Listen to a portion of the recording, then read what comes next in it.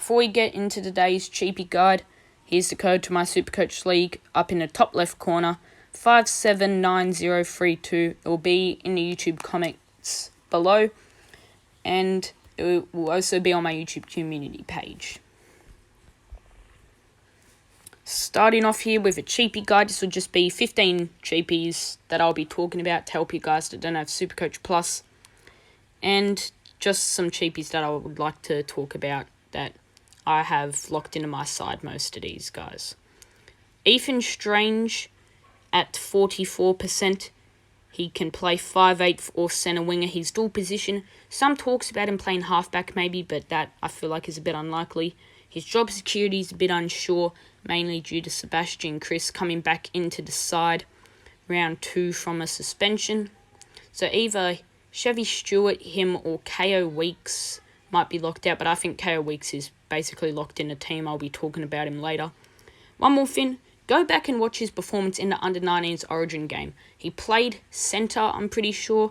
He had over 200 metres, 3 tries, 1 try assist, got played a match. He was a beast. So go back and watch that. That's why I have him in my side right now, and that's why I think a lot of others do. KL Iro. A lot will have to happen for him to play with, of course, Sifa Talakai, who I think's a great player. I feel like he's slightly overhated, Sifa Talakai. A lot of people give him crap for no reason. Some are saying he'll go to second row because he's a bit unfit, but I haven't even heard the Sharks coach or team say anything about it. I've just heard other people say it. And another good thing about him is dual position, so if he does play centre and he explodes in price and then finally peaks in price, I could swap him to fullback and sell him for a gun, but that's unlikely to happen. If he does get to centre spot though, I reckon he should be locked in your team. Moving on now to the hookers, I'm going to talk about Jaden Brayley. He averaged 58 in 2022. He is incredibly underpriced. If he can return to his 2022 form, he's priced at about a 30 averaged player would be, which means the value is there. There is so much value picking him. I think he should be locked in your side. Maybe even as a main hooker. I have him as one of my main hookers because I got another Cheapie there in my team. And he may even play 80 minutes. This is just what I've heard other people say. Phoenix Crossland, some people are saying he's going to go to lock for a small period of time, which means Brayley will get some extra time at hooker. But Phoenix Crossland was fantastic at hooker last year, so that's unlikely to have. But either way, he's about 30 points underpriced, so the value is there. I reckon you should pick him. Now I'm going to talk about KO Weeks. 36% of people have him. I think he's locked in the Raiders team.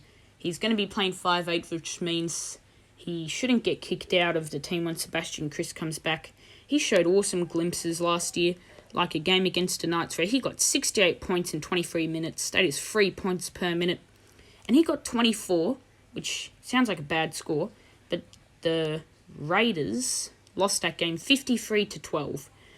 And the Raiders don't have a bad run to start the year. They played the West Tigers round 2, and that's where we'll really get to see some of his talent. And if he can perform well round 1 and round 2, I think he should have that spot all year long. Next up, Chevy Stewart. He's likely to play fullback round 1. It all depends on how he does in the trials, of course. His job security is unsure. Like I said, he's in the same situation as Ethan Strange, with Seb Kris coming back in round 1. Round 2, sorry. Seb Kris comes back.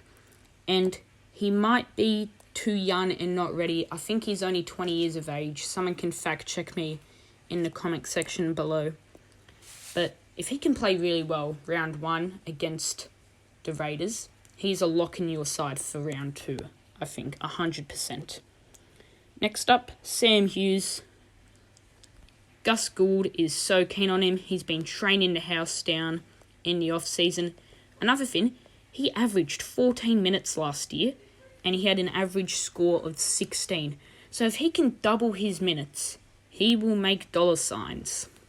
I reckon he can make more than 100k.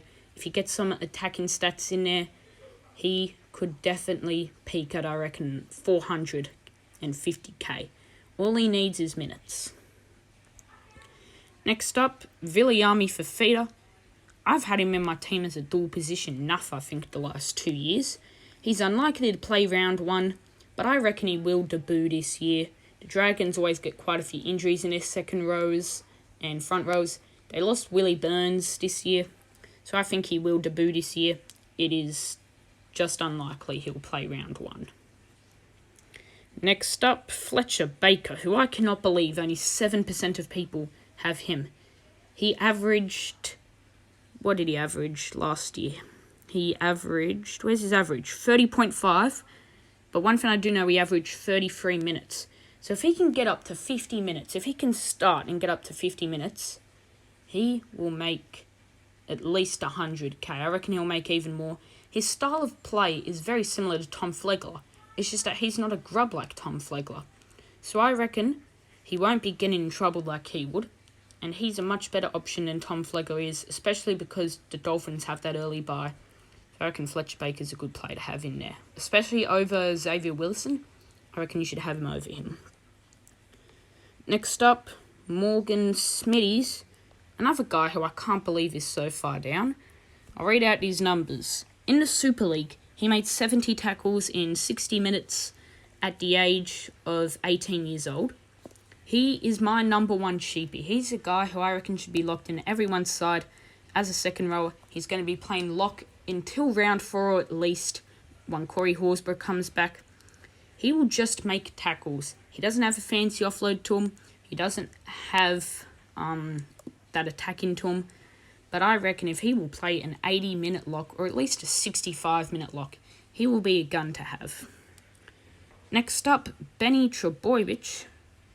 He is exploded in percentage. I remember on Sunday, only 15% of people had him. And I'm filming this on Thursday, and now 27% of people have him.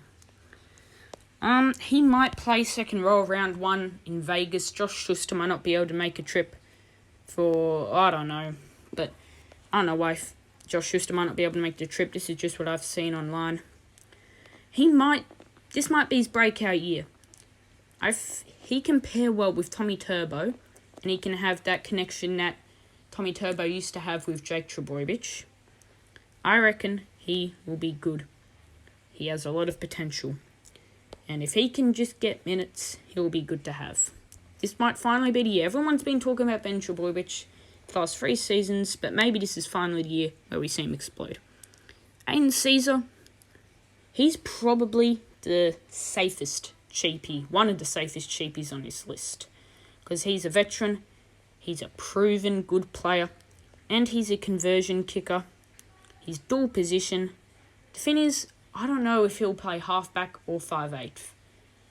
I'm pretty sure he'll be goal kicking, but because the Tigers have a bye round 1, which I hate whoever made them have a bye round 1. I wish they were playing round 1. I think he'll be a good Cheapie to have. Next up, moving back over to the centre wingers, Jack Bostock. He reminds me a lot of Kun Pereira on the Gold Coast Titans. He needs tries. He doesn't have a base stat to him like someone like Joey Manu or Brian To'o. But I looked at the plays that made the most money in the first 5 rounds, and Kun Pereira was on there. So if he can have a game where he gets a double and maybe gets a try, if he can get 4 tries in the first 5 games, I reckon he might be able to make 100k. Because I remember last year, Kun Pereira in his first game, I'm pretty sure he got 2 points, and everyone was selling him, and then he rounded up peaking at 600k. I reckon this is exactly what Jack Bostock could do. He just needs to get a couple tries. Moving back over to hookers, I'm not going to be talking about Brendan Hands. I reckon Joey Lussick's more likely to play. He will be an 80-minute hooker. Brad Arthur has said that it's either going to be him or Brendan Hands to play. I think Lussick's more likely to play due to him just being an overall better player. But one thing, in games they played 80 minutes, Hands averaged 55, Lussick played 47. So it just comes down to whoever's going to get that starting spot. You should pick in your team because let's say Hands gets to starting spot Joey Lussick's basically useless because I think he'll be the number 17 and he will barely even play. Next up, another guy who only 6% of people have, Ben Takura. He's a very tall, I think he's around 6'5". He's a 120 kilo gun. Surely someone like this finds a spot in the team, whether it's a bench player. I just hope he's not like that Franklin Pele guy who only played 10 minutes and got 10 points and ended up being a disappointing cheapie. But I reckon this guy's better than Franklin Pele, and I reckon he'll be really good. Just one more cheapie I'll be talking about, and that is Dylan Egan. He might play in that round 1 Dragons team. He might even start, some people are playing. And he's bottom dollar. Ben Hunt has been comparing him to Matt Gillette, standing next to him at training. So if he can get that starting spot, or at least a bench spot, and he actually plays some minutes, he'll be a good play to have. That'll be it for this cheapie guide, and I'll see you guys in the next video.